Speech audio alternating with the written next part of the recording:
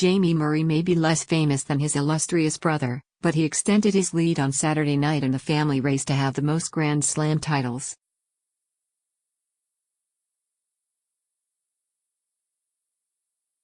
Partnering the remarkably evergreen Martina Hingis, the 31-year-old Scot defeated the third-seeded team of New Zealand's Michael Venus and Hao-ching of Taipei 6-1, 4-6, and then 10-8 in the elongated tiebreak that decides these matches when sets are split.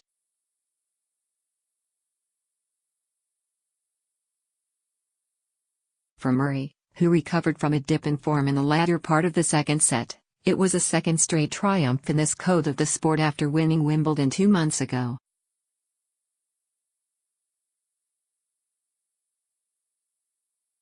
It represents his third mixed title to add to his 2 men's doubles at the majors, alongside Bruno Soares.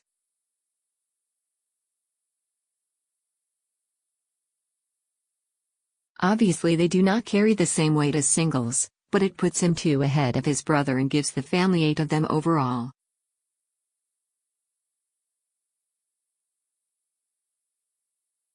Jamie has never actually been beaten when playing with Hingis, although there have been some close calls.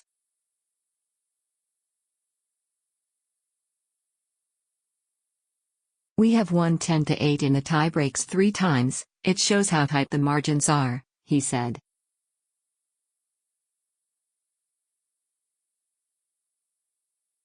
Hopefully we play more together.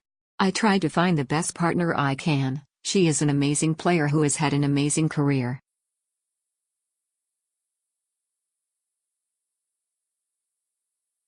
Staged at 4 hours before Saturday night's women's final between Sloane Stephens and Madison Keys, it was not surprising that the vast Arthur Ashe Stadium was less than heavingly full.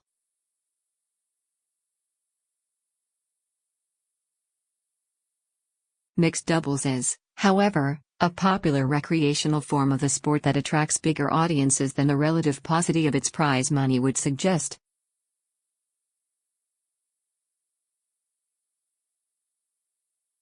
Murray and Hingis were playing for a mere £58,000 each, which is around £2.7 million less than what the winner of the day's marquee match would receive.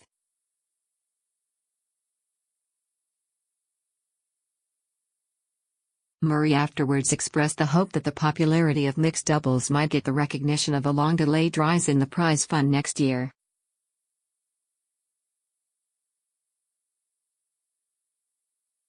Obviously, a lot of money has been pumped into the Grand Slams over the last few years, and people are making a lot more money than they used to, but a majority of that is going into the singles game, he said.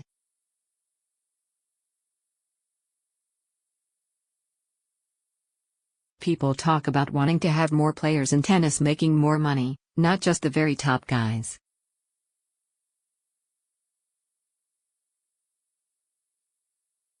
Doubles is a huge part of tennis. I think that should be supported as well with some of these prize money increases.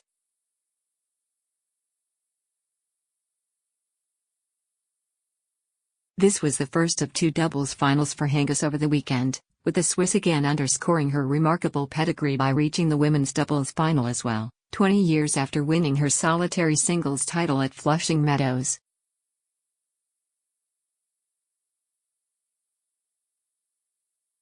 She showed her unflappable qualities immediately by helping break the New Zealanders' serve to love in the first game, and they had points to go 3-0 up against Chan's opener as well.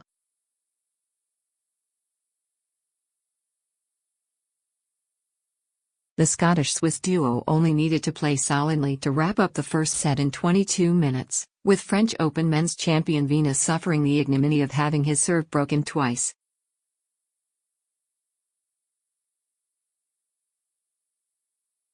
Murray's quick hands at the net had been an excellent foil for the sheer courtcraft of the Swiss who, as the Scot pointed out, always seems to know exactly which shot to play.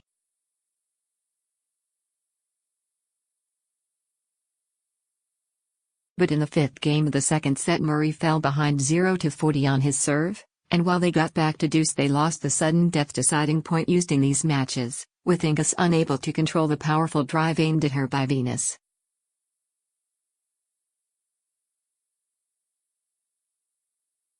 The confidence was seeping back into the previously inept Kiwi, and while Chan was broken back to make it 4-4, Murray's form was heading in the opposite direction.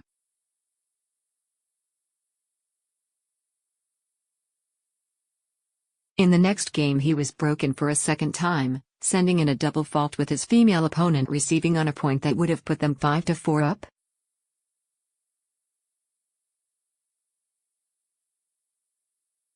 Instead they were broken, leading to the match tiebreak. The top seeds were behind until nosing ahead for 7-6.